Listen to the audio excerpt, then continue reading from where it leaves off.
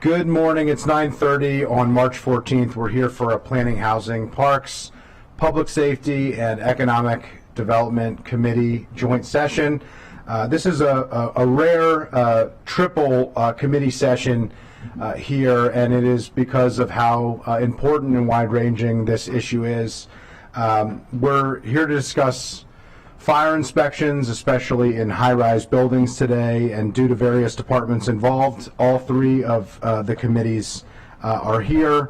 I did want to note that we, following this committee meeting, will have a Planning, Housing, and Parks committee meeting to specifically talk about code enforcement and troubled properties.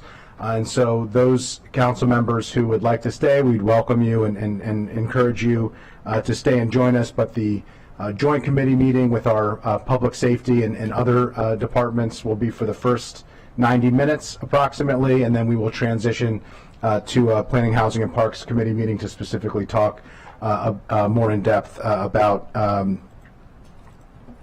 code enforcement in housing.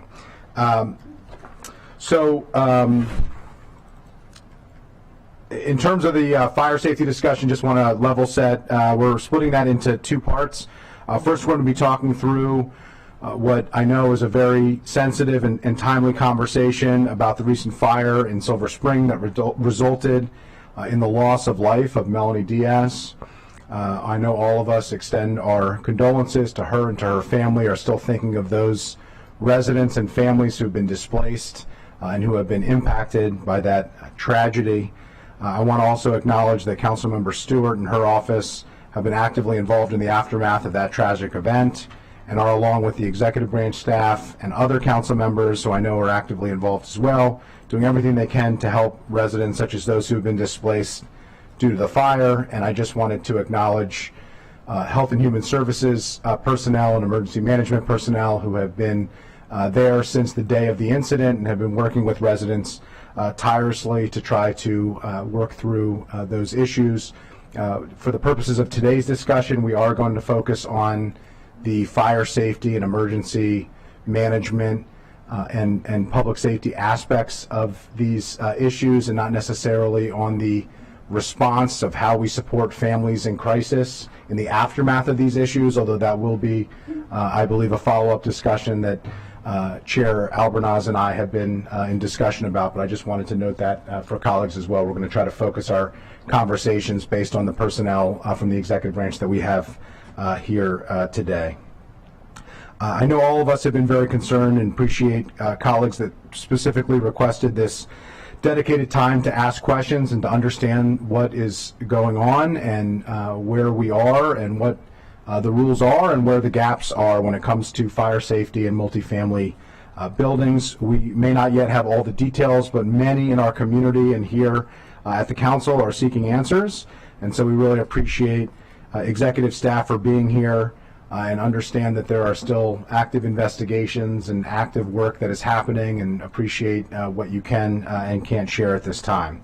The second part of our conversation today will be broader in terms of fire safety in high-rise buildings, so that we can all be on the same page about what the current regulations are, what improvements can be made, what is the county's role, what is the state's role, and recent efforts in that regard.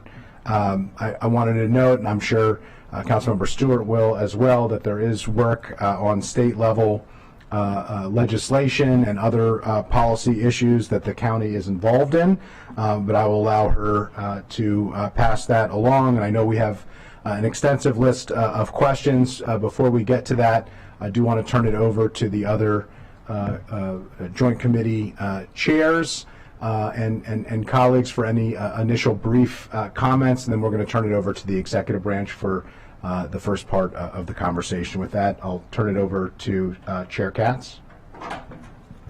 Thank you very much, Mr. Chair and Vice President. There we go. Thank you. I need all the help I can get. I too just wanted to, and I agree with everything you just said. You did a very good job of explaining where we are, but I want to underline that thanks for Councilmember Stewart for bringing this and keeping this to the forefront, and to Delegate Jagorkian as well for the state assistance. I think we all need to thank Ms. Jiang and Mr. Mia for doing an extremely good job and an informative job for the packet. And I certainly want to thank all county departments for their concern and work on this important issue, but we especially want to thank the men and women of the Montgomery County Fire and Rescue Service for their continued work. We did have a loss of life, and of course that's always a horrible situation when that happens, but they did save many lives as well that day, and for continuing to go door to door. I've seen it on the news that they are continuing their work to make certain that everyone is aware and can be in as good a situation as we can. And with that, I'll turn it back over to you, Mr. Vice President, whatever your title is. Thank you very much. I really appreciate your comments, and now I'll turn it over to Chair of the Economic Development Committee, which oversees Department of Permitting Services, Natalie Fountain-Gonzalez. Good morning. I just would like to uplift once again Melanie Diaz. I think that when we had to have quick meetings this way because one of our residents has passed in a way that is, so outrageous. She did not have to die because of the failure of a building. So I would just say I look forward to the conversations with the Department of Permitting Services and Fire and Rescue Services to see how we can move forward to ensure we have buildings that are safe for people to live in. So with that, back to you, Mr. Chairman, for the PHP Committee. Thank you, Madam Chair. And now I want to turn it over to Councilmember Stewart, who obviously directly impacted as the district council member and has been very actively involved in the response to these issues. Thank you, Chair Friedson, and to all of my colleagues today for this joint session. I'm really looking forward to the update that we will have regarding the Arai fire that took place on the morning of February 18th. The response to this was all hands on deck the day of the fire and for the last 3+ weeks. As we'll probably hear about today, about 100 firefighters responded to this. 3 were transported to the hospital that day, and as my colleagues have mentioned, we did have the loss of a life, Melanie Diaz, who was a 25-year-old woman who lived in our community, and she died that day with her 2 dogs. In addition to that, we have 88 people in apartments displaced, and some families continue to live in hotels. I just want to say thank you to so many people, but first to the Doubletree Hotel in downtown Silver Spring. They just stood up that first day and have continued to really support our community and individuals. I want to express my deep gratitude to Fire and Rescue, Montgomery County Police Department, the Office of Emergency Management and Homeland Security, Health and Human Services, the Department of Permitting Services, Department of Housing and Community Affairs, Department of Transportation, Regional Services Center, particularly Jacob Newman, our county executive staff, particularly Dr. Stoddard, and the Red Cross for all their work. And as you can see by the length of my thanks and the number of departments, that while this is one tragic example that happened in our community, this is a very complex issue when we're talking about our building safety, and it touches so many of our departments and the need for all of us to be working together. So I just want to really say thank you for today's meeting, and I know this will just be the beginning of many conversations as we look at what's happening at the state level with Delegate Sharkoudian's bill, the Melanie Diaz Sprinklers Save Lives. I was just informed by my colleague, Councilmember Lukey, that is going to get a hearing this Thursday, and we're looking forward to that. But the work won't stop there. There's a number of things I know that will probably come out of today that we'll all need to look at here in the county. And again, I just want to express my deep thanks to everybody in the county for all the work that you've done. Thank you so much. Chair. Thank you, Councilmember Stewart, for all of your work and echoing all of your gratitude and appreciation when you said all hands on deck in response to this crisis. It really truly means all hands on deck, from council and county executive, all departments and agencies, and the community, which really has stepped up in the aftermath of this particular incident. With that, I'd like to call up Dr. Stoddard, Chief Goldstein, and other members of the executive branch to first walk us through this particular incident and share any details that you are able to share. After your presentation, we'll open up to colleagues, and if colleagues want to text me if they would like to ask questions, please do. Thank you. Thank you, Chair Friedson, Chair Katz, Chair Fani-Gonzalez, Councilmember Stewart, members of the council. Appreciate you having us before you today. I want to start off by talking a little bit more about Melanie Diaz, because I think it's important, because that's why we're here today. She's a 25-year-old young woman from Florida originally. She moved here to go to Georgetown University, and then she took residence in Silver Spring and began working at the Aspen Institute. I had the honor of meeting her father, Caesar, her mother, Zuleika, her brother, and her boyfriend the Friday after her passing, and it's one of the hardest meetings I have ever had participated in this fashion. So her work focused on climate advocacy, justice. That's incredibly important to our residents here in Montgomery County, and we need to honor that she's the reason we're here. We've had 5 structure fire fatalities this year since January 1. Chief Goldstein will talk about how important that is. But I think it's important to give voice to the reason why we do the work that we do in both responding to emergencies, but also, most importantly, aiming to prevent them through our inspection process, both in housing, community affairs, permitting services, and the work that Chief Goldstein's staff do to educate people as well. There's always more work to do, and we're going to talk a lot about what we've learned from this incident, what we will continue to learn from incidents like it, and what we can do to better prevent them. I want to express that obviously the county executive supports the Melanie Diaz sprinkler bill that Delegate Charkoudian and others have submitted in Annapolis, and we're incredibly enthusiastic that she has been able to achieve a hearing. That is no small feat, getting it out of the Rules Committee at this point. But obviously we have a lot of work to do to continue to improve this space, and I appreciate the council calling us here to talk, give voice to that. So I'll turn it over to Chief Goldstein, who will talk a bit about the fire itself and the fire rescue response and what we've learned in terms of investigation so far. Good morning, welcome, and I will echo the welcoming remarks to all the chairs on the committee and get down to the components here. In the packet for today's meeting on Circle 5 is a list of the fire fatalities for a good long past. We've had a rough year, as Earl started out. In a 3-week period of time, there were five fire fatalities in 4 fires in Montgomery County, one of which was 8750 George Avenue. That is in excess of our norm, our average. Any death is a tragic death. Every death is a tragic death, and any increase is dramatic, and one that we look at each and every cause. One of the nuances of these deaths is to look at and see how the incident occurred, and see, as you all said in your open remarks, what the whole of government can do to prevent, as well as educate our community in the best ways of their response to a tragic incident. So let's talk about 8750 George Avenue and the fire on that Saturday morning. Our information, or the information we have, is that the fire started accidentally in apartment 720A. So that's a 18-story structure, 15 stories of residences on top of 3 stories of common area. About 480 apartments throughout the 8750 building.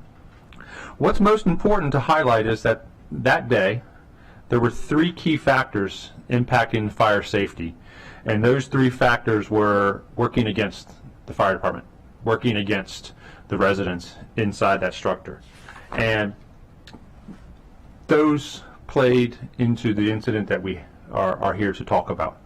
First of all, early notification.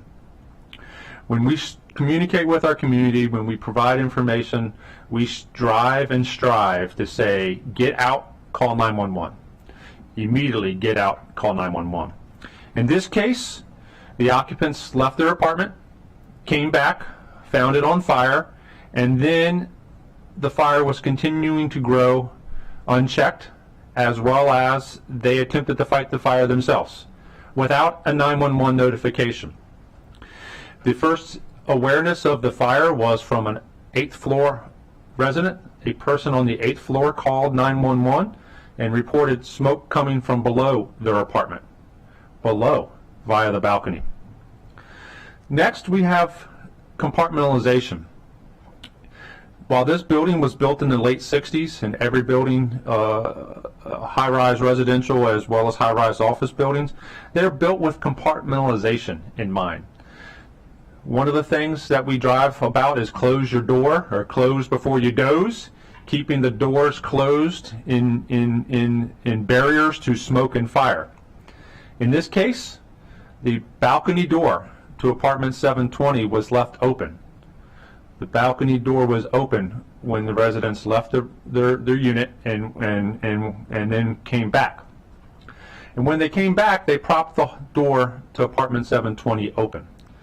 So now we had notification being delayed because of the attempts to fight the fire, as well as the open patio door and the open hallway door. Thus, the deadly products of smoke and gases are now spreading unchecked into the hallway on the 7th floor.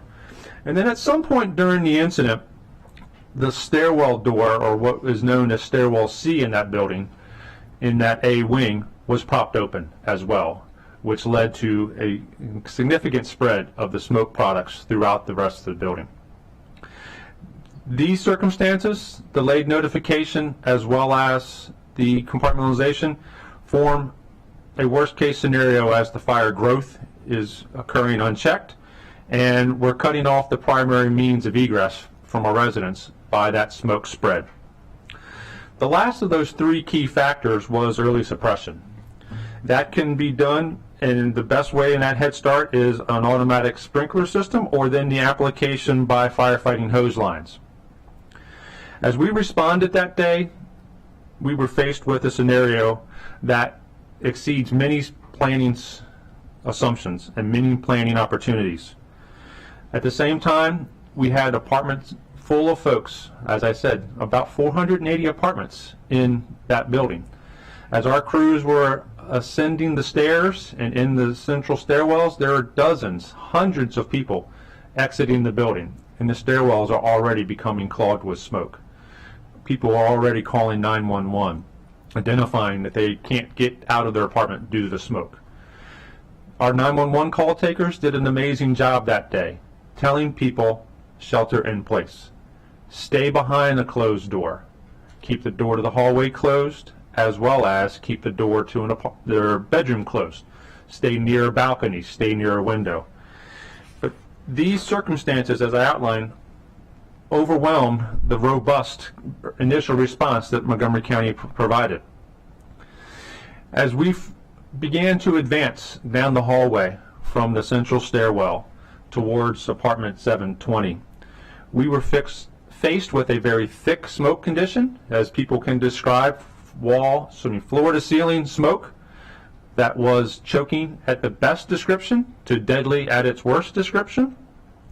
And then we had residents in their attempt to exit the building collapsing on the firefighters as they were crawling down the hallway, as they were trying to advance the hose line from the stairwell down to apartment 720.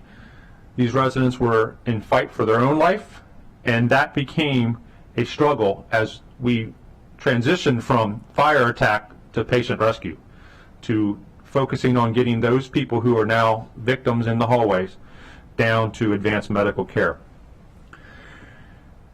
This was one of the worst case scenarios for any fire department, including myself, including ours. Our response system is designed to be flexible and scalable, and on that Saturday morning it scaled very quickly as we went to a 3-alarm response. As Councilmember Stewart outlined, roughly 100 fire rescue folks from around the region were there, as well as we had a large medical circumstance. We had over a dozen injured people, some of which, including Ms. Diaz, had cardiac arrest as their primary medical concern. We had patients with smoke inhalation. We had patients with orthopedic injuries. A grand total of 10 residents in the building were transported to local hospitals. Another 7 were self-transported or made their own ways to Holy Cross Silver Spring. And as Councilmember Stewart mentioned, 3 fire rescue members were transported that day, and several others have reported injuries from that fire. As you will hear from the other parts of the panel here, and as you all mentioned, this is a whole of government response that day. It is definitely a proud moment that Montgomery County has those relationships of the Regional Services Center, Emergency Management, Public Safety, HHS, Fire Rescue, Police, and American Red Cross, permitting services, and all of government, as I said, that come together to assist in that day. Because it's just the beginning of the incident is the fire response. This is a day, week, month, in most fire incidences, a year-long process for those displaced from a fire. We are still working on the investigative components to this incident. As that report is complete, we will provide that additional information. The residents in the building who wish can seek a copy of our report through the regular records management request, and once that's completed, the report will be provided. I segue there to stop about 8750 arrive, and then we can talk more about fire safety in the second segment. Councilmember Friedson. Thank you for that. Any other comments about the particular incident, or can we turn it over to colleagues for specific questions? We can start with questions, I think. Great. Thank you, Chief. Really appreciate that. I know that was enlightening, disheartening, but important for all of us to understand what happened in this particular case. I want to turn it over to Councilmember Jawando for questions here.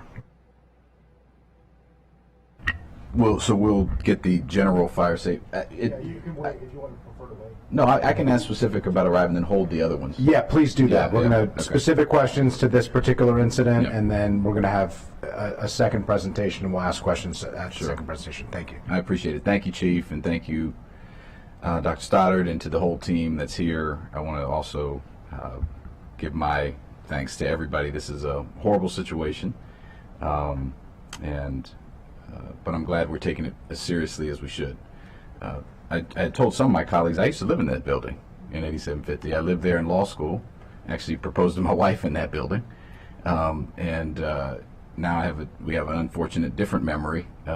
It was old then, and this is the early 2000s, and so my question's kind of about the building itself, Chief, and if whoever's appropriate to answer this. Can you share anything from the investigation as far as were things in working order? Were the alarms, you mentioned some of this, but were the alarms working? Were the extinguished, what was or was not working that should have been working? As it relates to the fire department operations, we focus on the origin and cause, where the fire started and what caused the fire to start in our investigative process. The questions, Mr. Jawando, that you're talking about are in permitting services, and I point to Ms. Patsy and others who are here from Department of Permitting Services, who can address what was there, was it working, and was the system in place compliant. So I will turn to Patsy. Thank you. Good morning. I'm Patsy Warnick. I'm the manager of Fire Code Compliance at DPS.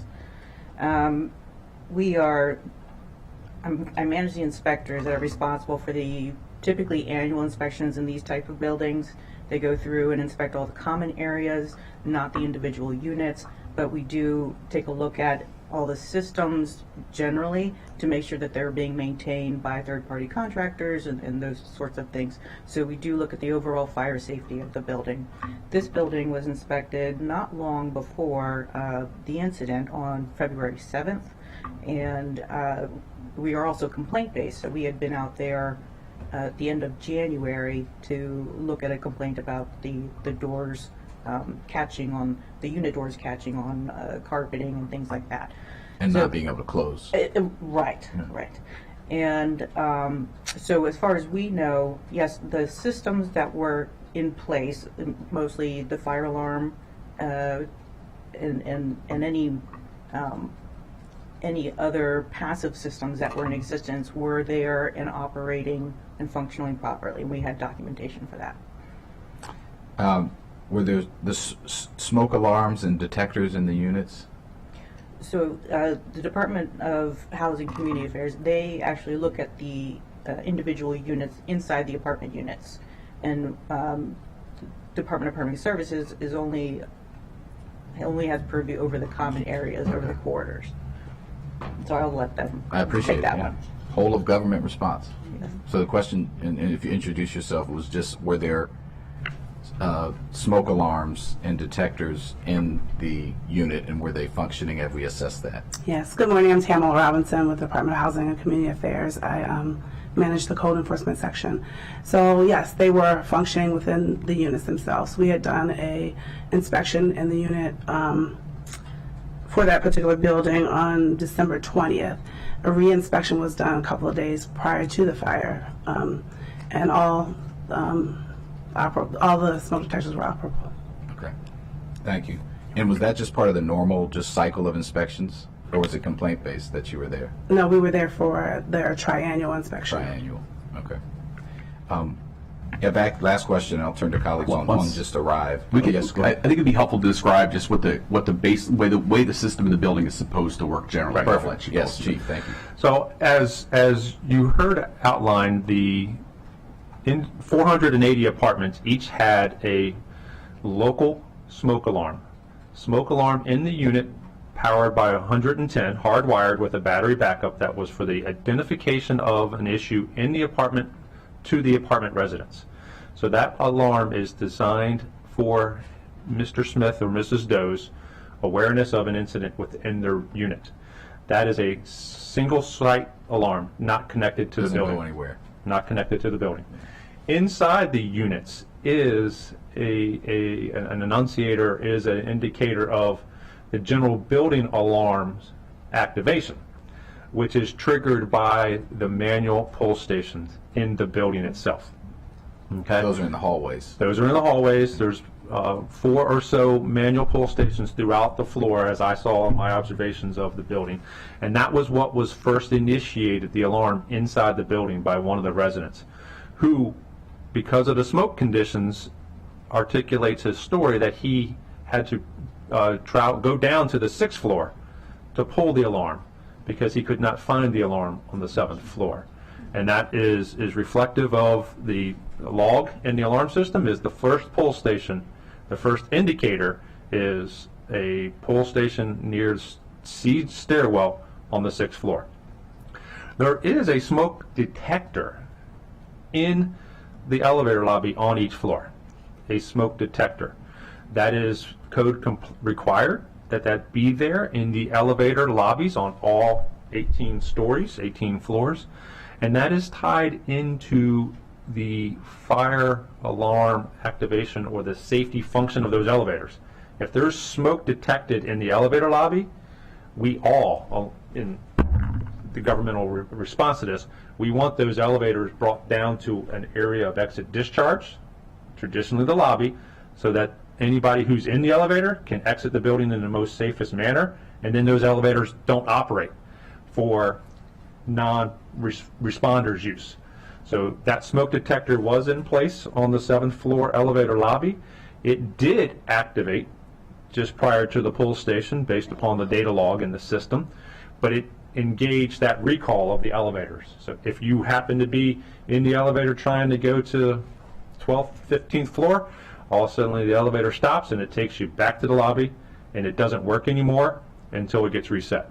That is how the system in Arrive or a building of that era is designed. And again, many buildings have had different upgrades, many buildings have different systems, but that is what is at this structure. And that's compliant under current code, that structure, even having to go and find the general alarm, that's a compliant place to have it.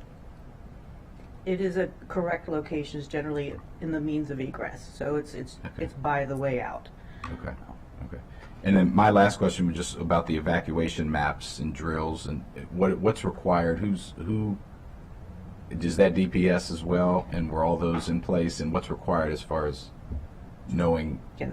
checking that? For high-rise buildings, typically the requirement is that the residents be provided with that information annually. And then we require, because there's no way to really check that, we require that they be posted in common areas like the elevator lobbies or near on stair doors and those types of items. And I believe DHCA may have some additional requirements on top of that. But I'm not sure. I don't want to put them on the spot. So we check to make sure that they are in the rental office location, and they're posted. So that's when we do our triennials. But Okay. I'll yield to colleagues. I could keep going down this line of questioning, but I think obviously, I think we all have an interest in understanding what is required, was it followed, and then also what are the areas you just mentioned one, even if it's compliant today, is it reasonable to have to travel and go down to a different floor to activate something that's going to let you all know that the alarm, maybe it is, but that seems a little bit that there might be a better way to do that.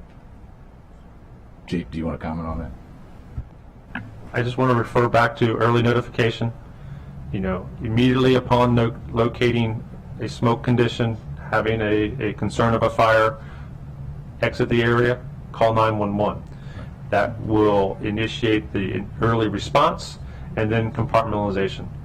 Closing the door, closing any doors on your way out of a structure enables for those barriers to be put in place for your safety as well as everybody else. Thank you, and thank you to Councilmember Stewart for all her work. I know her office has been working on this nonstop. Thank you. Much like sprinklers, the requirements around alarming would be very different if the building were new construction. Right. So, I mean, I think it's, they are grandfather protected from current standards based on the age of the building, but you would not design many elements of the fire safety systems the way that they are currently designed that building if it were new construction or they did a major renovation that mandated they come up to current compliance. Right. Well, that's something maybe we should explore at a later date as well. So thank you. Thank you, Councilmember Jawanda. I'll turn it to Council President Glass. Thank you, Mr. Chair.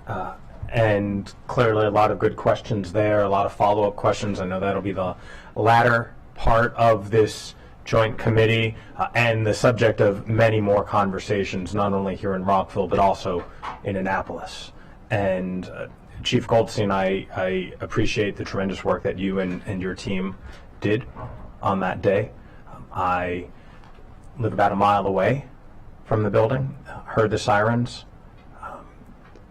heard from neighbors, saw the reports in real time, and want to just extend my appreciation. And Dr. Stoddard, thank you for the care and compassion in which you and the entire government have been undertaking this work, and the response that you've provided to Melanie Diaz's family. I can only imagine how hard that was for you. And that is why we're having this conversation, so that those conversations don't have to happen again. And while there are a lot of bigger issue questions about similar buildings that might be here in Montgomery County, and having been grandfathered in, and how we deal with those circumstances, I'll wait until we engage in that conversation. But Ms. Robinson, in your response to the previous questions, just so I understand it correctly, there was an inspection on December 20th, that's correct. and everything checked out fine. That's correct. Okay. As far as the fire safety, Sure. yeah. Sure. Thank you. And then Chief Goldstein, when you were going through the three factors that led to this tragedy, the early notification and the fact that occupants were leaving their apartment and then calling, was that the first notification that we received? Was it from the residents or was it from the property manager? The first notification, Councilmember Glass, President Glass, was from an 8th floor resident saying there was heavy smoke outside of their apartment from the balcony below their building. So that was the first call. A resident inside the building not from the alarm system, not from somebody on the 7th floor, an 8th floor resident. And so, if you can continue that timeline, when was the alarm system? When did the alarm system provide notification? And did the property management company or the manager on site ever contact themselves? So the property management, not sure that question. To your question is when the pull station is engaged, it goes to a central monitoring company, a third-party alarm monitoring, and then they notify, the 911 system. That notification did come in. I can get you that time, but again, the fire rescue resources were already en route because of the call from the 8th floor resident saying smoke from below their apartment. So just so we all understand, the calls came in from residents, but the official pull notification wasn't utilized until your team was already dispatched. We had already been en route, correct. Is that standard? So yes. So again, as you ask as I say early notification, absolutely. I want the 911 center to be flooded with calls. As we sit here, and Cass would be, here with us as well, as the director of 911 center, we do want multiple calls. We want everybody to call who sees an emergency happening, not assuming that somebody else called.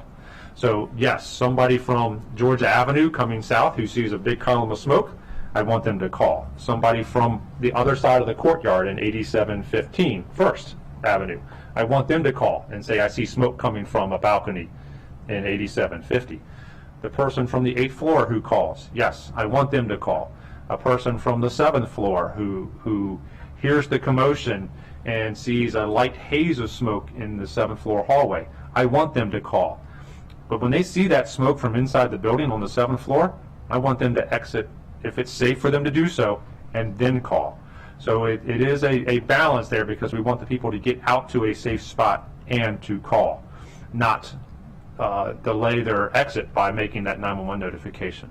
That pull station is intended to provide notice to all of those 480 rough apartments to the emergency at hand. So yes, the fire department was en route based upon the first 911 call, which was from an 8th floor resident. Okay. Thank you. Councilmember Stewart. Thank you. Thank you again for being here today. Chief, I just want to go back to what you answered Councilmember Joando's question regarding the smoke detectors and the ones in the lobbies of the elevators.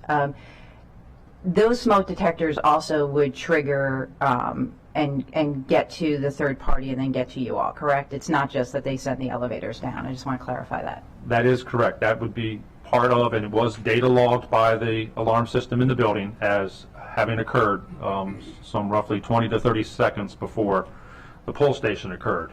Yeah. But that was that would only engage the elevator recall. It would not engage the building-wide horns or the building-wide evacuation notice. Thank you. And I'm not sure if this is a question for DHCA or DPS, because these things intertwine. In buildings of this size, do we require any type of fire drills or review of fire safety? I think, Chief, you outlined, and I know this weekend you spent a good deal of time, your department, reminding people of fire safety. But do we have anything right now that requires buildings of this size, particularly those that have been grandfathered in on some things like sprinklers and the fire alarm systems, to do fire education or regular fire drills with the residents? So codes and regulations do not require residential high-rises to practice fire drills. It can be difficult to coordinate that type of event, make sure that everybody knows about it ahead of time, and it can sometimes build some complacency. When people hear it, they don't want to leave their units for a drill, and then if something were to actually happen, the alarm is going off, they're not sure whether it's a drill or not. So we want to stay away from building that complacency. But as far as fire education, the DPS inspectors and managers will go out on site with MCFRS community outreach folks and go to many of these buildings to talk about ways to escape, safely, especially for the elderly or mobily impaired. Jim Resnick at MCFRS does a lot of those speaking engagements, and we have members of our team that go out with him and talk about just general safety, emergency preparedness, and those sorts of things. Okay. In addition to what Patsy outlined, each building is different, and that's one of the most specific things of the residents need to know what is in place in their building and how they need to act and react. As we look at the change your clock timeframe, it is such a great segue to make people think about fire safety, make people have a plan. As we have at different times in our life had children in school and they have to practice their fire escape plan, it is an opportunity for everybody to look at that. And as Patsy outlined, the building itself, the requirements of the structure is a part of permitting services and other county elements. The reality is, as everybody moves or relocates, changes from one apartment to another apartment, different types of buildings, what acted or reacted in one building is going to be different in a building that may be 10 years younger, 20 years younger, or 10 years older if they're changing buildings. So it's really important that every resident take that opportunity to check his or her plan, know where those two exits are, know how to get out of the building, know what to do in case they can't.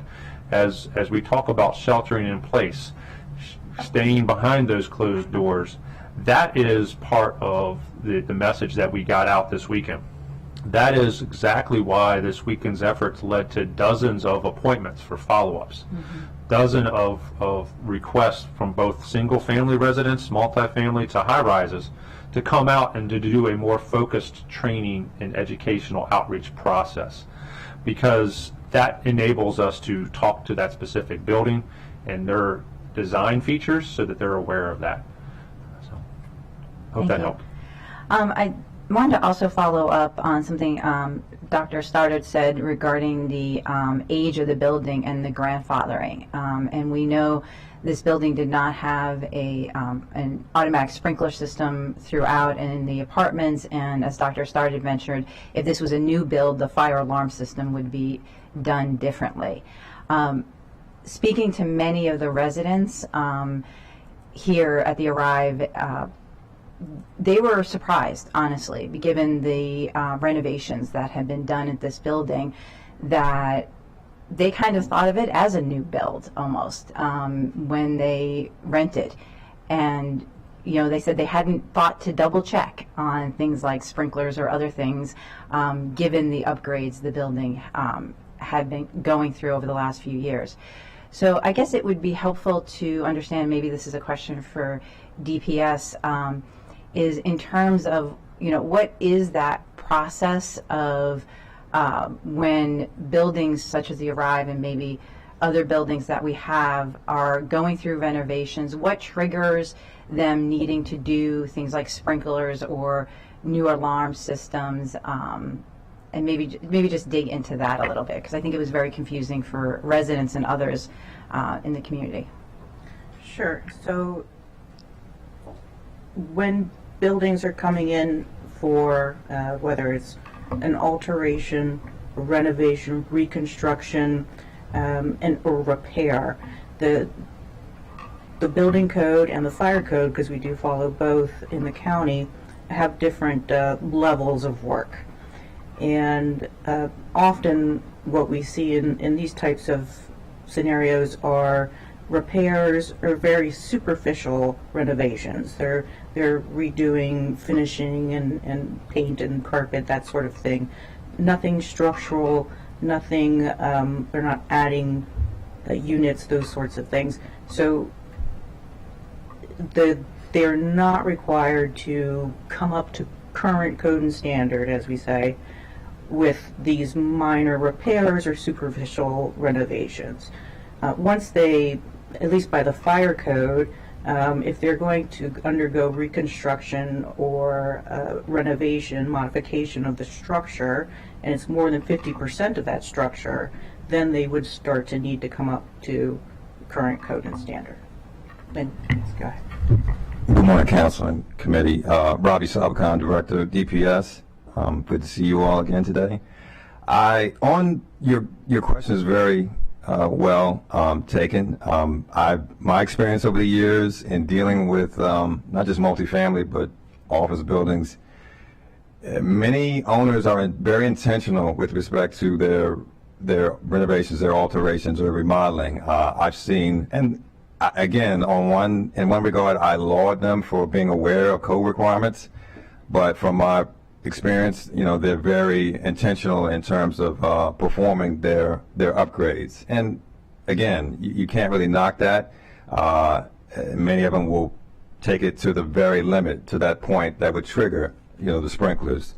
And as Patty alluded to, typically under the existing building code, which we have adopted in the county, that threshold is 50% of the gross floor area, and many builders will just take it just to that point, knowing that going beyond that would trigger that. So in effect, you get more cosmetic type alterations, which is great. I mean, they bill it as luxury. They do upgrades on the common areas, amenity spaces, even within the units. But yeah, there is a need to enhance those systems, and that is our responsibility. Once we recognize that they get to that point, that we ensure that those sprinkler upgrades are met. I've even seen some situations where designers or owners will do a certain portion one year and then come in another, and it kind of becomes obvious what's going on here, and we have to try to deal with it from that standpoint. But again, many building owners are intentional with the upgrades that they do. I just want to say also, February 18th, that was, as a new director, that was my indoctrination in the county as new director to emergency management. I will say I've been in 30 years, Virginia, D.C., Rockville, responded to quite a bit of emergencies, and this one, I think it was the one thing, it was well coordinated between Chief Administrative Office, Fire and Rescue, DCHA, and DPS. I laud us for our response in that regard. Again, condolences to Ms. Diaz and her family. But we're going to continue to do our part as a county to make sure that we do the things necessary to prevent, to be proactive. Building Safety Month is coming up in May. That's an excellent opportunity for us to collaborate and figure out how we can prevent further instances, whether it's a fire, a building collapse, flooding, anything like that. And we've got a hot wash coming up, a debriefing coming up with emergency management just on the Iran situations. Like, what are our lessons learned? What can we do better? So, yeah, this is all a learning process. But again, our role at DPS is to really come in and give support to DCHA and do our assessments. Determine what's suitable for occupancy, things like that. And I was there most of that day on the 18th, and it was pretty. Again, I've seen a lot, but it was still still a good learning experience for me, especially being new to Montgomery County.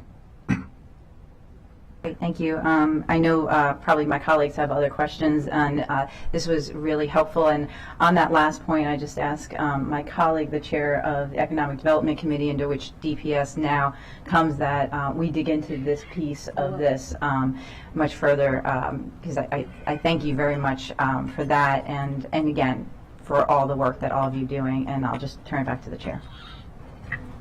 Thank you for that. We will be doing lots of follow-ups, and we'll be coordinating among the committees and chairs of what particular items go to what particular committees. There's a lot of overlap here, and appreciate you raising that, because there's going to be a lot of follow-up, of course, from these conversations.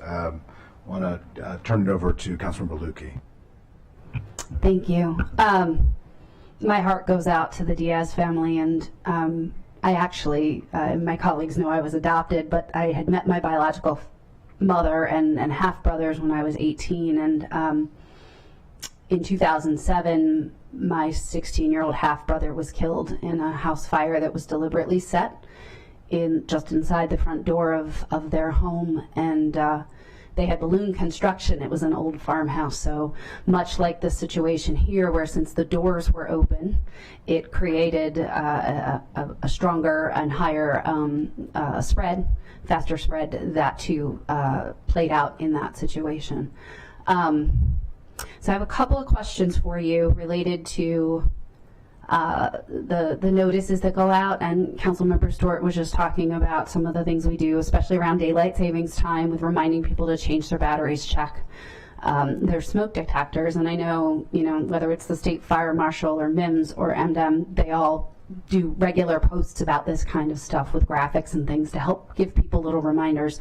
And even on the highway signs, they'll put things on to help remind people to check on this stuff. But I know that some of the other fires we've had to recently also flared extra or created additional problems because of different things like clutter or where things were placed.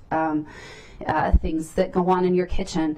Is there anything that we can do to help remind folks in a better way and in a more frequent fashion of what to do and how to be mindful of those things so that we don't have the fires in the first place?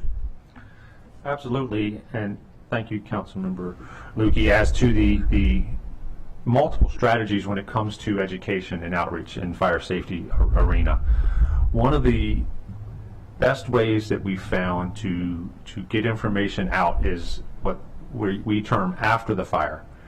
When we get into a community, and we do that each and every time we have a fire in the community, when we get back to that community the same day or the next day, and we go door to door in that community, the people there are interested.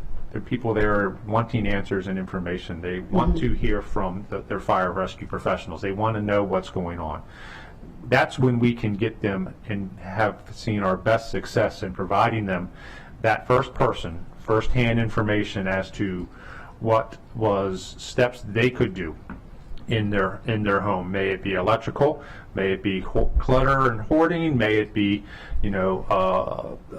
ashes, fireplaces, whatever the multitude of issues. So we focus our door-to-door community outreach style of fire safety education in after the fire.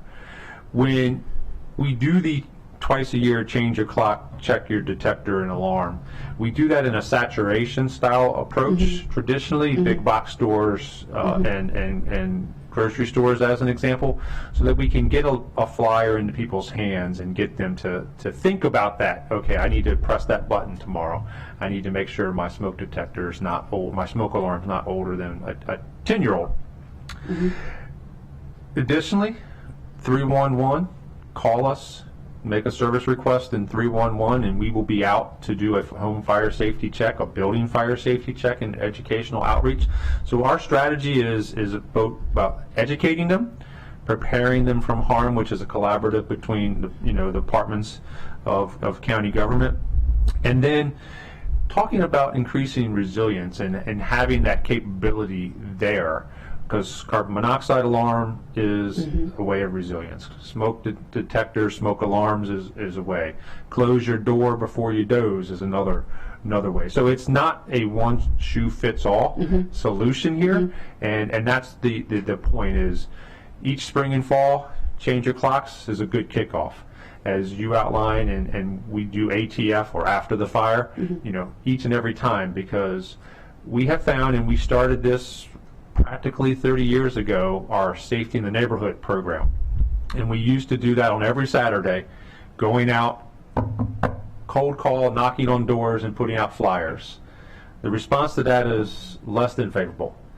The community does not like to see, strangers, even people in uniform, people, from the fire service. They're very reluctant to opening the door to that approach.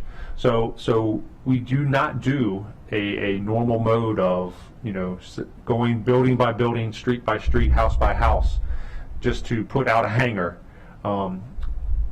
unless it's the after the fire mode, or as an example here, as we did this weekend, we tried to saturate our non-sprinklered multifamily. So I hope that provides you that there's not one answer, there's multiple answers that we engage with. And I know you mentioned there were multiple 911 calls for this particular incident. Do you know how many total calls came in to the emergency dispatch center? I don't, but we'll get that answer for you. Okay. And I know, everybody's always taught don't use the elevator in case of fire. And I know you mentioned that the elevator recall functioned appropriately in this particular case. Were there any issues with respect to the fire service having access to elevator keys, or any challenges with being able to access the upper floors of the building in this particular case, whether equipment-wise or whether there were residents that might have been obstructing or impeding access? First of all, to the last question, no. There was no information of residents obstructing or impeding access. Okay. As it gets to the elevators, by all means, what we utilize is those elevator fireman service controls, which are traditionally in the Knox box, which is fire department only access key system. Those systems do work, did work on that Saturday morning, and it's a dance, because in that building you have 4 elevators, and you have crews that traditionally we ride the elevator to within 2 floors of the reported fire floor. So while this was the 7th, it was practically the 10th, because of those 3 other levels of non-resident element. So the fire crews did ride the elevator up, and now they have to disengage the fireman service, leave the keys there, and then the elevator returns to the lobby. It's an element of early coordination that is part of our policy that we have baked in. But until we have additional resources there to staff a firefighter in each elevator, basically the old elevator, control person from many years past, it's a part of the plan. So they worked that day, and they worked throughout the day of our operations, sir. And I know we alluded earlier to doing a future public safety HHS discussion related to mass casualty incident response and assuming family reunification, family notification. So I look forward to that discussion in the future. Thank you. Thank you. Councilmember Sales. Thank you, Mr. Chairman. I also want to thank you all for being here, but want to thank my colleagues and the leadership for being responsive to the memo I shared on February 21st, immediately following the fire on February 18th, calling for this joint committee hearing. As an at-large council member, we experienced the explosion in Gaithersburg in addition to this incident, and that was the 3rd apartment building explosion in Montgomery County in recent years. And so beyond the sprinklers, I wanted to get more information on how many buildings don't have smoke detectors and what the standards are for those buildings to prevent smoke from filling in an egress like a stairwell. Yeah, so sorry to interrupt, but we're going to try to focus these questions on this specific incident, and then we're going to get to the broader questions immediately after this.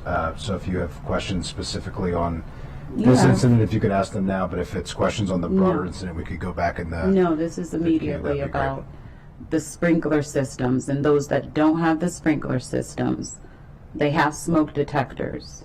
And if they don't have smoke detectors, which buildings don't have smoke detectors, and what precautions are taking place in the buildings that don't have the sprinklers to stop smoke from filling an egress like the stairwell.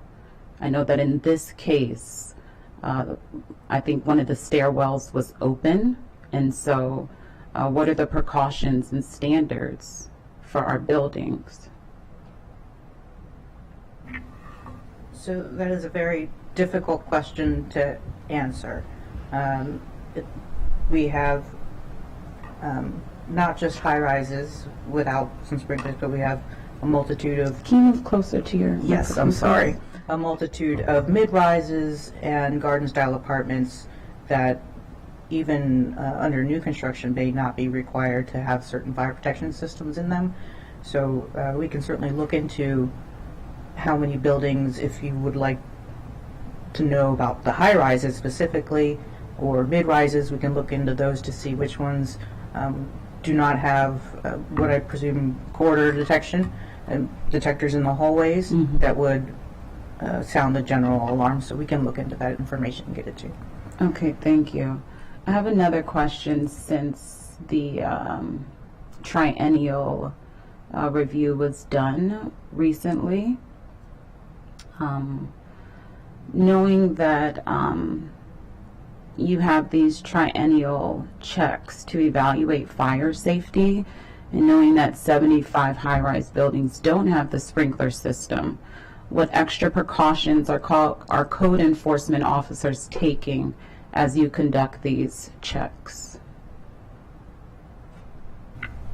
So for the fire part of the fire safety, we don't do any extra because they don't have the sprinkler systems, but we do check all of every floor to ensure that the doors are, working properly. They're closing behind. We do the in-unit checks. Fire compliance, DPS does the common areas, so they could probably best answer that question as far as what they're doing with sprinklers. But when they don't have the sprinkler system, and so are you checking for other safety precautions? We check all smoke alarms. We check all exits, entries. We do all of the fire safety things that are there. Are there like the pull stations? Are they there? Are they present? But we don't actually check those things. That would be DPS that does that.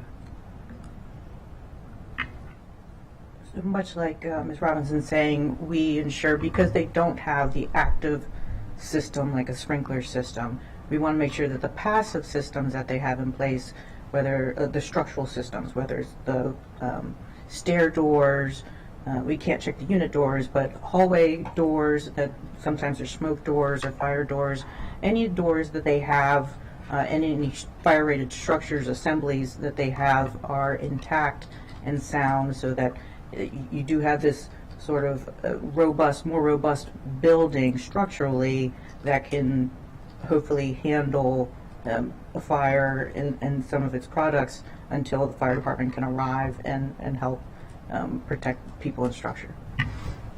Yes. Part of the compensation when you have an unsprinkled building is to enhance the fire integrity of that building, particularly, in the means of egress and within the units. That's why we have, for the building code and the fire code, what we call fire resistance ratings. It could be 1 hour, it could be 2 hour. And so, to your question, it becomes even more important to ensure that that's maintained in an unsprinkled building to buy you that extra time. And that basically equates to, the unit separation doors, making sure that they're closing properly, the stairwell doors, the guards underneath the doors and making sure there's not a gap. Those are the things that we try to incorporate into our, our checks, whether it's through, DHCA or DPS and our evaluations or assessments in the common areas. So again, those are the types of things in lieu of the sprinkler that we want to absolutely make sure are taken care of. And so when this fire happened, did an alarm go off that alerted fire safety, fire response? Because you said that they tried to fight the fire, but I would think that if there is smoke detected, that a smoke detector in the hallway would go off and that someone would be alerted. So, yes, as Patsy said, a smoke detectors in the hallway would provide that. As this building is almost like a U shape, the unit in question, the C stairwell, is nearly 200 feet from the elevator lobby. So that's a quite a long distance from that smoke detector in the elevator lobby. So that first 911 call came from the floor above, and the pull station, as engaged by one of the residents from the 7th floor, that he pulled on the 6th floor was the second notification. Like I said, the smoke detector activation in the 7th floor elevator lobby was about 30 seconds before that pull station, but that was already after fire department had initiated their response. So those two systems operated, the smoke detector in the elevator, the pull station on the 6th floor, but the distance is what is at hand here, that as that door was propped open, that smoke migration had to, travel Go somewhere. a distance down the hallway, roughly 200 feet, close to 200 feet before it got to that elevator lobby. Early notification, as well as compartmentalization, as Robbie said, that fire door, that hallway, that door to the apartment having been kept closed, would have protected that hallway and engaged the life safety of all of the other residents in that building.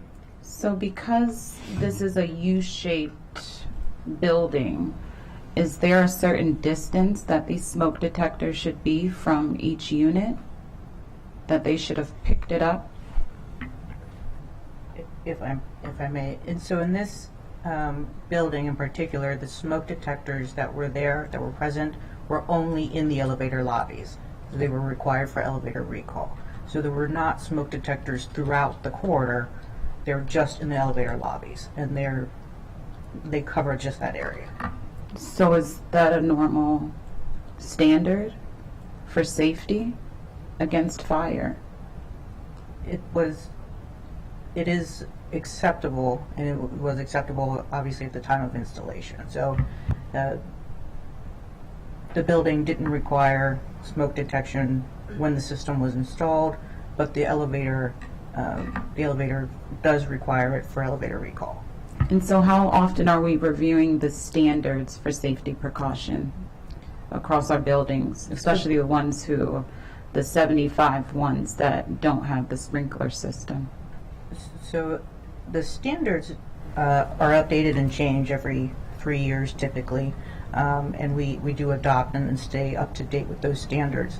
The buildings that exist, unless they are doing some kind of change, they can stay essentially status quo. So unless they are doing a major renovation, a major reconstruction, they're not coming into the county with basically a permit to be reviewed to say, okay, we need to make some updates and some changes. How long ago was the Arrive building renovated? I don't have that information, but we can look it up and get that for you. They have not done my understanding is they have not done a renovation that would have required them to update the fire compliance systems in many years. I'm not sure that they've ever done one that would have met the threshold of a major renovation. Okay. And I know that there's a 2033 deadline to ensure that these buildings get up to code. What efforts is the county taking to ensure that these buildings will meet that? Yeah. So before we answer that, I want to get to Councilmember Mink has a question specifically related to this incident, and then we're going to circle back with a number of people in the queue for the broader questions, of which that is one about the 2033 standards for fire safety codes for all buildings, particularly those that aren't sprinklered. So I appreciate the line of questioning, but I think we're going to transition. Councilmember Mink. Thank you, Mr. Chair, and first I want to echo all the thanks and gratitude and appreciation that my colleagues have expressed to all of you who have been working so hard on this issue. And I also want to recognize our colleague, Councilmember Stewart, who I know was there immediately and has just been working on this day and night, local stuff, state stuff, and every resident who I talked to who's been impacted by this has been mentioning how grateful they are to have had her engaged presence. So very grateful for that as well. 2 questions for you, Chief. Do we know or suspect anything about the cause of the fire? So we have it identified as accidental. We have the origin identified as in the living room area. There's several different things, meaning electrical and furnishings in the living room that cannot be ruled out. So we cannot say it was X, Y, or Z. That's why we get to the accidental by nature origin of the living room, and it is not likely that we'll be able to say it was my cell phone overcharging or the extension cord or X and Y. Could you speak specifically to what those items are that could not be ruled out as potential causes there? There were consumer electronics present. There were candles present in the apartment, as well as some recent smoking in the apartment. But all of those were identified in interviews and part of our investigative umbrella that we looked at, but not able to exclusively rule out any of those or exclusively pinpoint to one specifically what was the origin. Thank you. And when you say consumer electronics, you mean things like Charging, lights, television, lamps, all of the above. Correct. Gotcha. Thank you. Could you speak specifically to how much of a difference it would have made in this particular case to have had any of the upgrades that we've talked about today, things like automatic sprinklers or improved alarming standards? Early water application takes care of the vast majority of incipient phase fires. So that's a little bit of a science from a fire person, because that's the beginning, the growth phase of the fire. It takes very little water to address a fire in those early stages. And a residential sprinkler system is specifically focused on resident safety and evacuation. So that is very deliberate in saying that it's designed to give the occupants time to get out of the structure and to hold the fire in check, not specifically to place the room that's in full involvement of fire out. So residential sprinklers do provide occupants the extra time to get out. And early water application by any means would address that circumstance. Again, follow up with, when you don't have water readily at hand, is compartmentalization. As the director, Robbie, outlined, keeping that door closed, keeping that isolated into that apartment would have limited any of that to the apartment. And when any responding agencies got there, we would have dealt with the singular apartment fire. That is how building construction over the years has been designed, is to keep fire in the compartment, not let it get out of the compartment. Thank you. So we would have seen a very significant difference here in this particular case. The fire in the compartment. Mm-hmm. Thank you. Can I look, having spoken to Ms. Diaz's family, one thing that they also talked about is the false alarming in this building. When you have a pool system, people will pull alarms more regularly. You'll have people leaving. This was obviously an early morning, for like 6 o'clock in the morning, slightly before. So obviously when people heard the alarm initially, their initial reaction was, someone overcooked their breakfast, I'm not leaving. And then when they realized this was a more substantial fire, that's when they're leaving as the fire department is coming in. And so obviously the false alarming that can occur with some of these older systems can contribute to the behavior you see amongst residents in their evacuation procedures. So that also was an impact that I think made a difference here too. Thank you for bringing that up. That's a great point. A question for Ms. Robinson. What were the results of that December 20th inspection, specifically in regards to fire code compliance issues? And then were they 100% remedied upon that reinspection? As it pertains to the fire safety, there were several inoperable smoke detectors at the time of inspection, but they were remedied that day. So usually when we find inoperable smoke detectors in a unit, we have maintenance change them before we leave the actual building. So as far as fire safety, there was a couple of doors that were also not self-closing. The closers were not operable, and so those also were ordered to be done within a 24-hour time period. Those are the fire safety things that happened with the arrive. Thank you. So typically when you find fire code issues specifically, then that same day, that's when the order is made to It's immediate. Yes, that's correct. Thank you. I yield. Thank you. Just to wrap up this part of the conversation, could you just share again when the cause report is going to be available publicly? I know you talked about many of the details of it. Still working on that, Councilmember Freakton. Don't have a date to say it will be, a day, a week. It's one that the investigators are diligently processing, and it will be hopefully soon. And we will provide that information, through the executive's office once it's complete. You can also request, even before it's finished, a copy of the report through the web portal that Chief Goldstein talked about. We can get a link for that we can share publicly. You can request there's the basic fire report about the incident, which you can get now, but then there's the cause and origin report, which can be sent to you as soon as it's completed via request that you can make now. Correct. Appreciate that. Okay, we're going to transition to the broader conversation. I don't know if there's any initial comments that you want to make from the executive branch, but we're very short on time, and I know we only have the chief for another 15 minutes. So I'm going to go to Chair Katz, who I know had some questions. Thank you, Mr. Chairman. Get my questions up here. I know that we're all very, very concerned about the 2033 timeframe and all the discussions associated with it.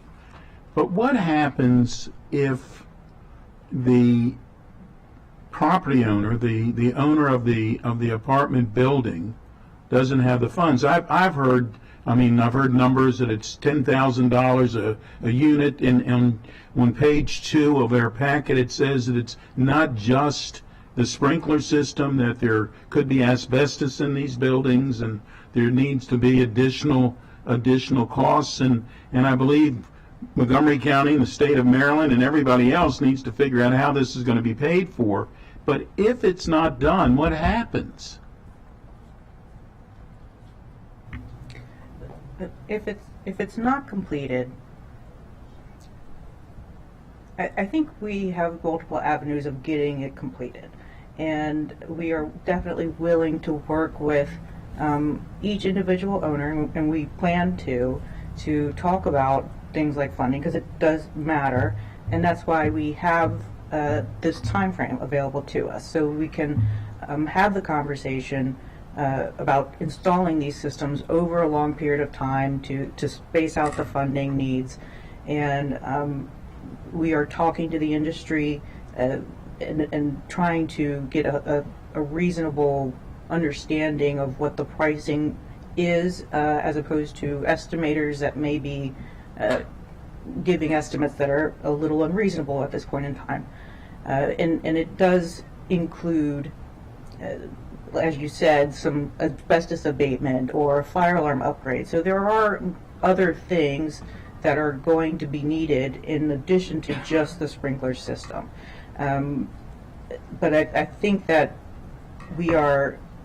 most of these buildings will be in a position to be able to complete the projects.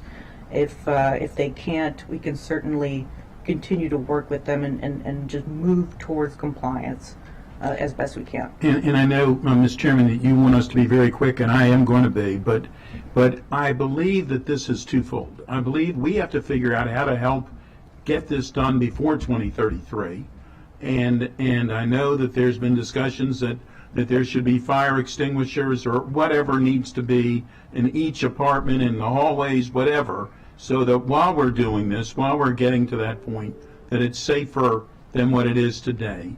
And I think that is necessary.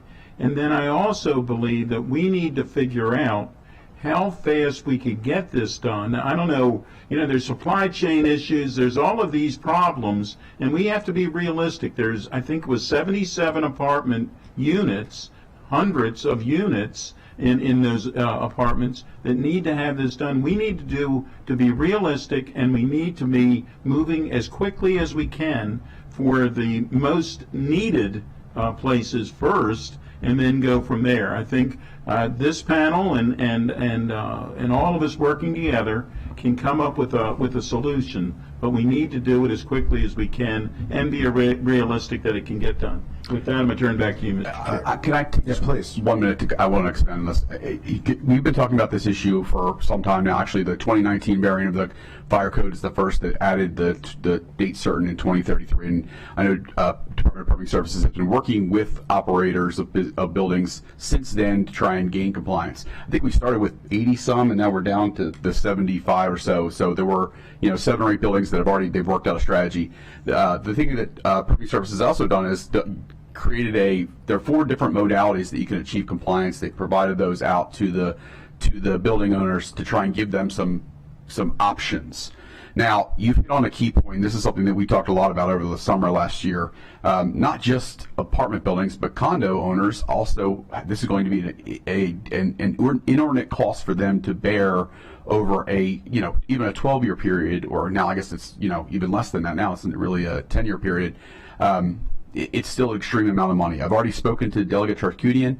She recognizes this already, and obviously in order to get the legislation through, attaching a fiscal note and having it be late would have been more difficult, but she recognizes the need to come back to this in next session to try and figure out ways to do it. I've also spoken to Secretary Strickland of the Maryland Department of Emergency Management. He's an old school fire service person himself. And so obviously there are a number of hazard mitigation grants that do come into the state that he believes would be appropriate for us to look at to try and help. We are having a robust discussion in our county right now about affordable housing. And obviously maintaining affordability is key to everyone in this room. And safe buildings are also important to everyone in this room. And so obviously we have to figure out the right way to achieve both. Maintain the affordable housing, people aging in place, things that we all care about, while also having safe places for people to live. And so it is incumbent upon all of us to figure out solutions to get to that point, and we're going to look through every funding possible that we can get there. Thank you very much for that. Really appreciate those comments. I'll turn it over to the other chair. Thank you so much for your time. I'm going to go very quickly because I know you had to leave. To touch on a very important issue on the affordable housing, making sure buildings are safe and that property owners have the funds needed to ensure that buildings are safe for people to live there. Key issue. As we create other sessions on this topic, I want to make sure that the next one we have the specific number of how many buildings are left in the pipeline to get all the sprinkler system installed. I also would like to highlight that HOC, the Housing Opportunities Commission, all their buildings are already with sprinkler systems, all of them. So maybe we should go back to them and see how much it cost, especially for the old buildings that they already make sure that they're safe, how much it costs them, because that will be a good model for us in terms of getting that number, that magic number. There's only one building that they have that still doesn't have the entire sprinkler system, and that's because it's a brand new build, not brand new, they bought it recently, and it's a garden style apartment. But all the high risers, it's already done. So I'll make sure that we have that data for our next meeting. Quickly, when you started talking on the specific situation on the Silver Spring apartment building, you talked about a human error, right? How people left the door open, people didn't call 911, in a series of issues that could have prevented this massive fire. To me, that means that we need to do better in terms of community outreach and education. I know the budget from the county, the operating budget from the county executive is coming up tomorrow. And I had a one-on-one meeting with the chair of the Health and Human Services Committee, Gabriel Bornos, who's not here today, but I'm sure he's listening to us right now. I raised with him the importance of having, and I don't want to target people of color, and that's my community, but I do feel that the county has to do much better in terms of putting paid advertisement, including PSA advertisement, on county services and educating people on certain things, including this, especially this one. It's not about uplifting an image of a particular elected official. I'm talking about services. If we combine our budgets, not just the county executive budget in terms of different departments like DPS, Department of Housing and Community Affairs and HHS, etc., but also our budget on the county council to ensure that we have, the bigger the pile to spend on public outreach, the better we are off. So ensuring people understand that if you open the door, it might be your first instinct, it's not the correct one. That we also had a fire in Aspen Hill, in my district, back in January, where two residents died. Again, you know, if there's a fire, you shouldn't go back. You should wait for the fire and rescue personnel who's trained to this work. 2 people died in that fire. It could have been prevented. So a lot of work that we need to do on that preventive area, and so I felt that I had to uplift that to help us move forward. And thank you for all your work, especially with our General Assembly. We cannot do this alone. It's great that we have a state delegate in District 20 who's taking this, having this as her mission. We need more people like her, and that's what I had to say here. Looking forward to next sessions on this. Well, thank you, Madam Chair, for that, and I'll turn to Councilmember Balcom. Thank you. Councilmember Fanny Gonzalez hit the point that I wanted to make. When you started to recall, it just made me cringe the human error that happened. And so I think that there's so many things that we know about safety, you know, stop, drop, and roll, right? I probably learned that 50 years ago, but I still remember it, right? So are there national educational things about, like, closing the door? That's something that I don't know where I learned that, but at some point, is there something that, in terms of our local education, that we could tie into what's happening on a national level to educate everyone on these things? I mean, what is the current standard for fire safety and how that's working? Indeed, and that's a great tie to what we've taught in schools for years, what we've preached to the community for years. And you know, Montgomery County in 1978 initiated the smoke alarm requirement in residents long before it was in place in other communities.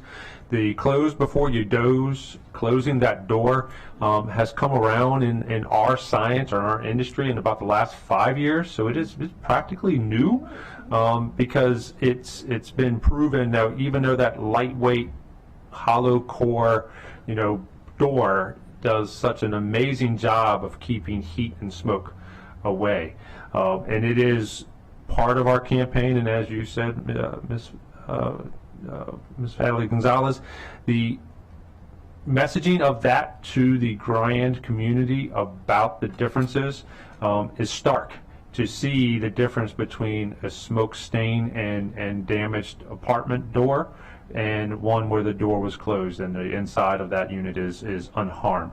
So that's one that we have started. We are fully engaged with. I like some of the ideas you provided, and something that is out there. But indeed, education, use human errors or human mistakes. It's human nature, and it's one of our educational goals to communicate the importance of closing every door, closing every barrier between you and your exit out, because that will do great strides to protect everybody else. And I also think, thank you, and I also think the idea that the reason people don't call 911 right away is they think they can put it out, right? Absolutely. And so I think that education of just call first. So I think that we need to do that more. Thanks. Indeed. Yeah, we don't charge. We don't ask any questions about it. We have a lot of good intent calls where people have us come out, and that's sort of encouraged to have people come out and take a look. And you know, sometimes it's a simple a stove malfunctioning that will come out to it. It's just important that it's better to have trained professionals trying to do something than people taking it upon themselves. Thank you very much. We're going to circle back to Councilmember Stewart, who has some broader questions here. I know, the Chief, that you have limited time, so when you need to leave, you should feel free to leave. I know you have a colleague who can join to answer questions, but I want to be respectful of your time. But with that, I'll yield to you. I'll just thank you, Councilmember. Chair. Chief, I want to be very respectful of your time. You mentioned earlier about the 5 fatalities we've had this year, and I guess I wanted to give you an opportunity before you had to go to kind of end with any bigger picture, as you know, as we step back from the Arai fire specifically and thinking about all the things we've talked about, the 5 fatalities we've had so far this year. Are there other things that we have not brought to this discussion today that you would really want us to underline, and as we move forward in doing this work and working with all of you, that we need to make sure that we're having those conversations? Each event on Circle 5, each one of those fire fatalities in that chart is looked at deeply by us. Some of those are vehicular accidents in which the car catches fire and the cause of death is determined to be fire fatality. There's a wide range of fire deaths reasons. Not all of them are residential. Every one is a loss, and every one is one that we look at. As you said, by far, Oriental Street on January 31st, electrical, accidental by nature, delayed 911 call, while one of the occupants went to fight the fire, while one of the other occupants went to help others out of the building, and ultimately 2 people perished from that incident. Just the day before Arrive, we had a fire at Elizabeth House, right down the street. Accidental as well. There was clutter, hoarding, circumstances involved in that incident. That was a sprinkler building, but tragically, the occupant in that building succumbed to their injuries. Smoke inhalation is the #1 cause of death. #1 issue in residential fires is smoke inhalation. Then right after Arrive on Tuesday of that week, we had a very tragic, very odd incident in Gaithersburg near the air park where an elderly resident appears to have caught their clothes on fire while in the kitchen, and there's 0 damage throughout the rest of the kitchen.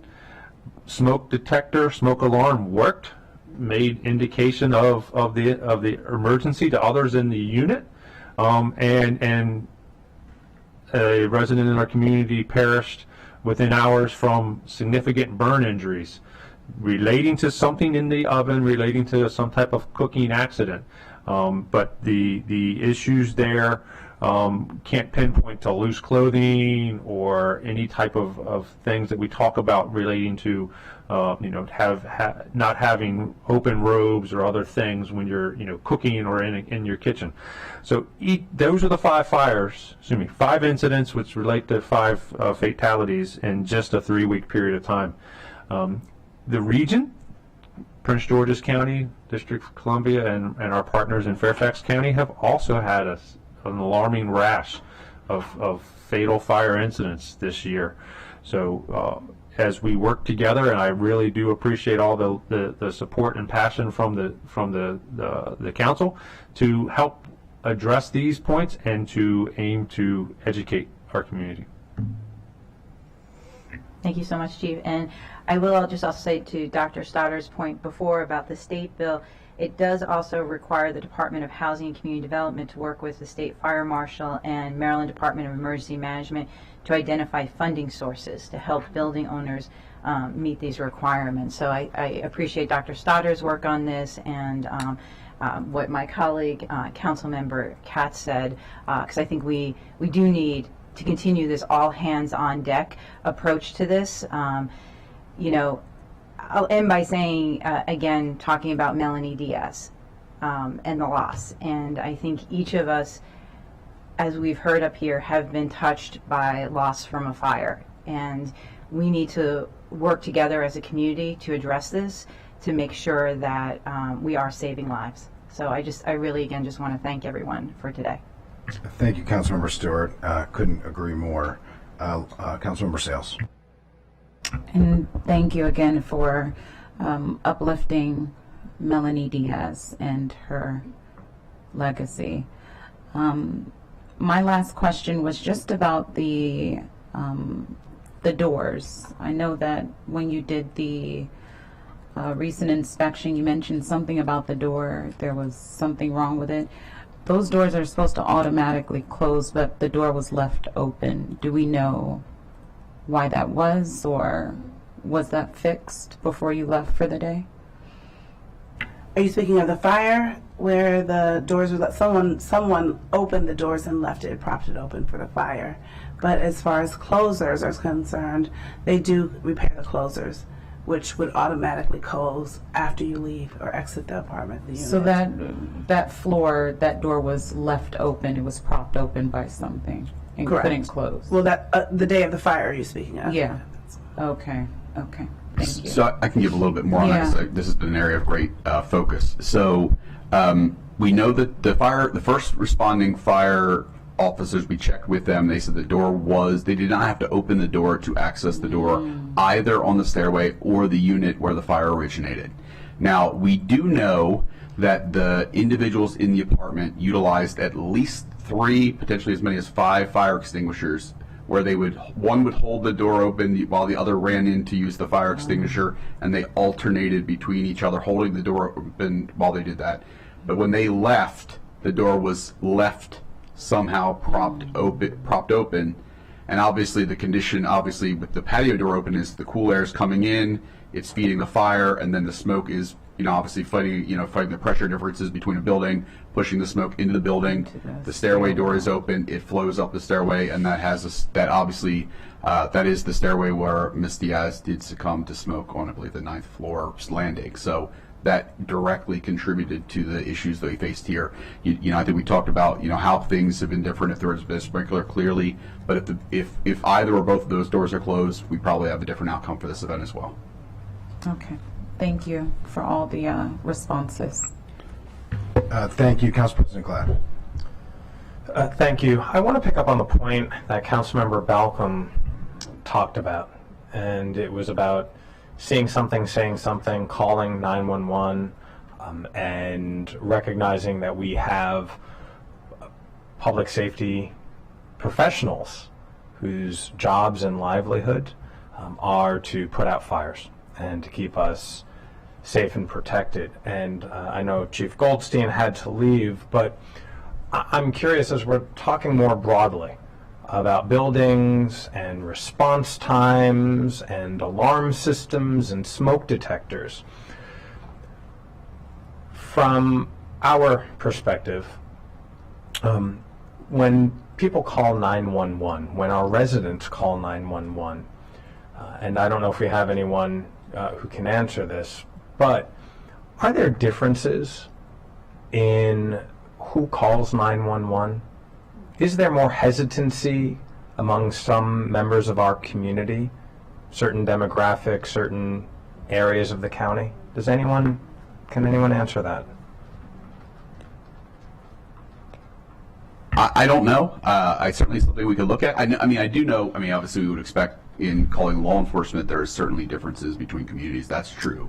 Fire rescue, I'm less certain about the data, although I would speculate to say, based on experience, it's probably less.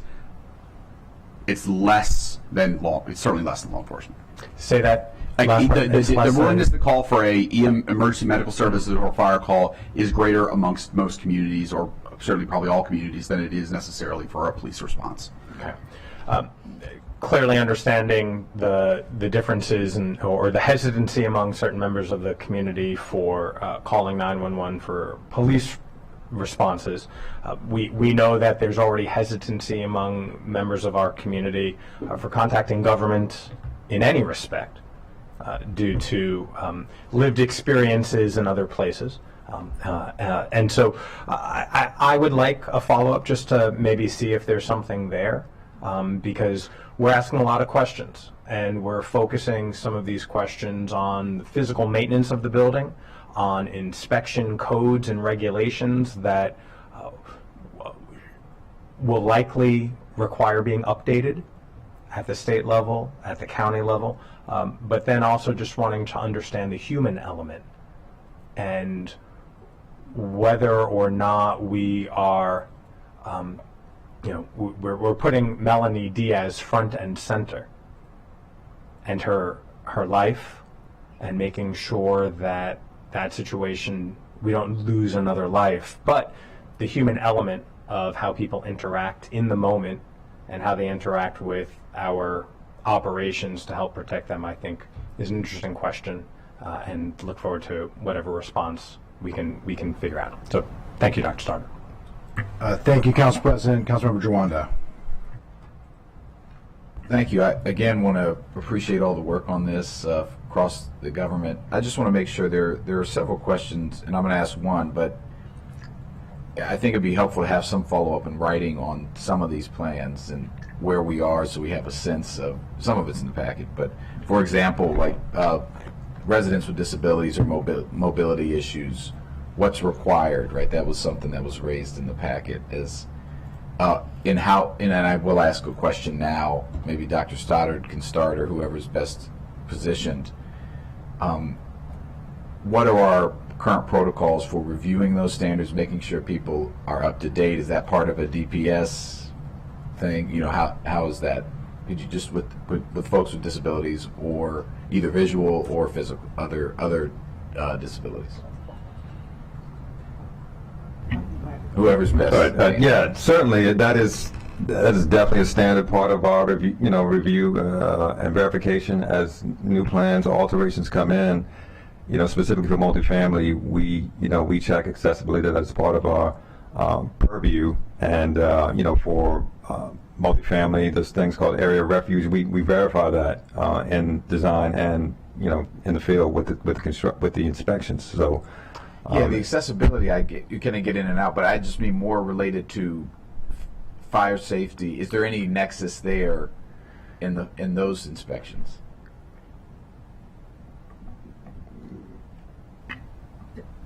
So we want to ensure, and for example, the building had a fire alarm system that had both audible and visual devices, and so we want to make sure that those systems are being maintained, and that is where we make sure, at least for the hearing impaired, for the visually impaired, that there is some notification if there is an emergency.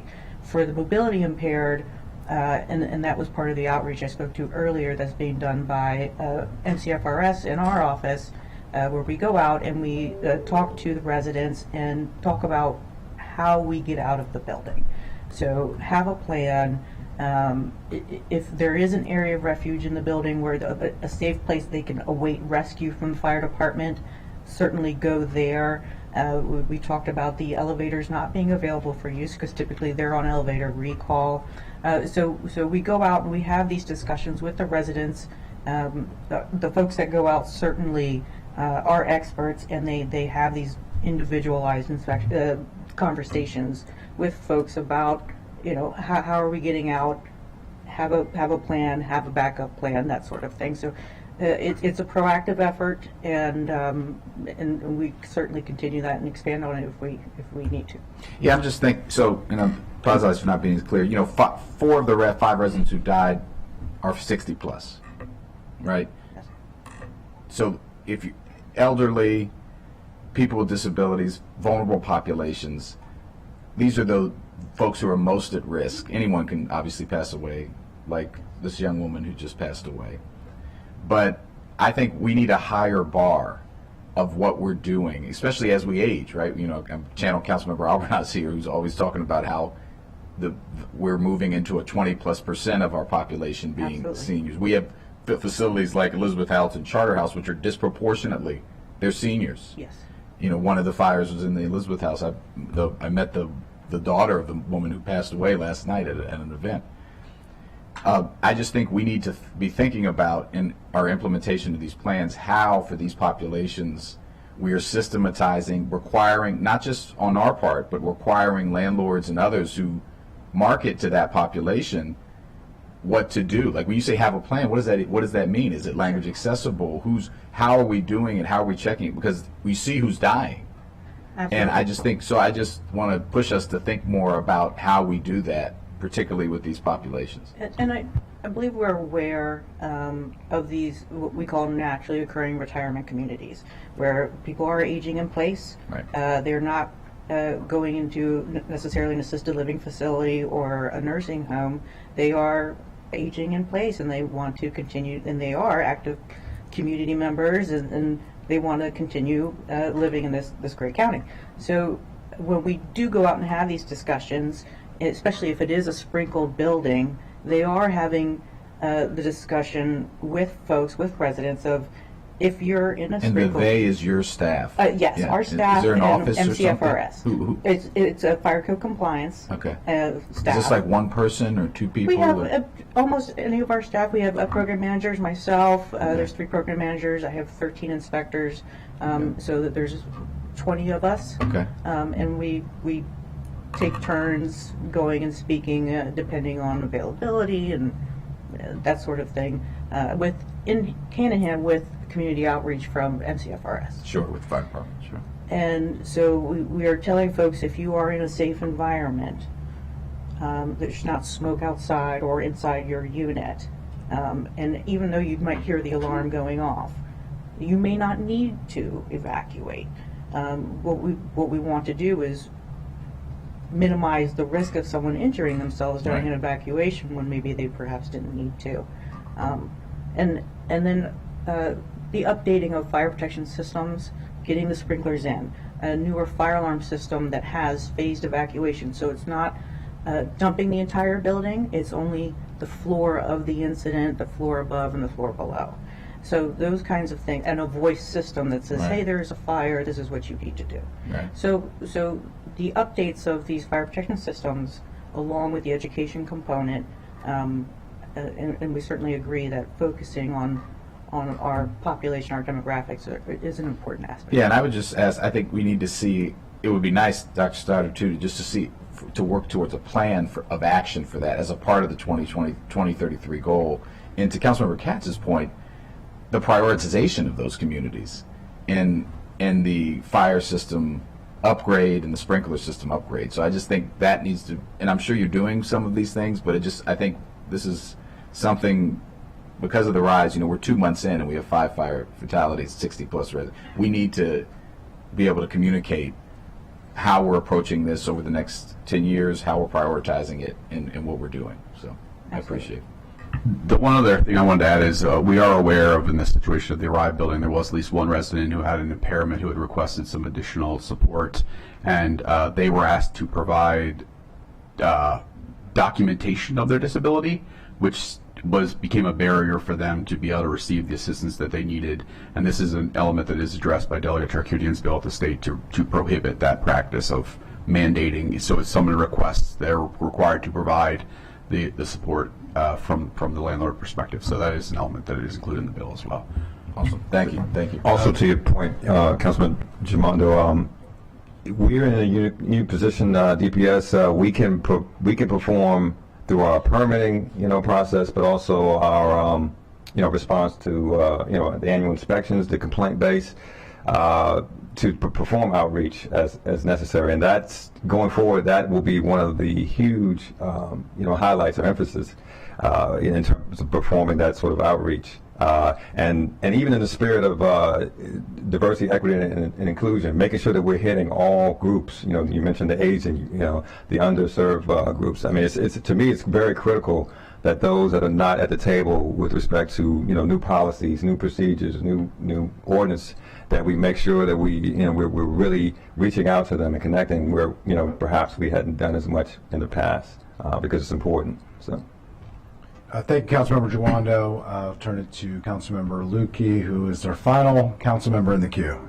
And who has promised to be brief. Just to follow up on a couple of things you've just been discussing, it's really important for us to all remember that disabilities aren't always just a physical barrier, and certain disabilities that individuals experience are exacerbated or produce a different behavioral outcome in the event of an emergency with alarms and other things going on that we have to be really careful about.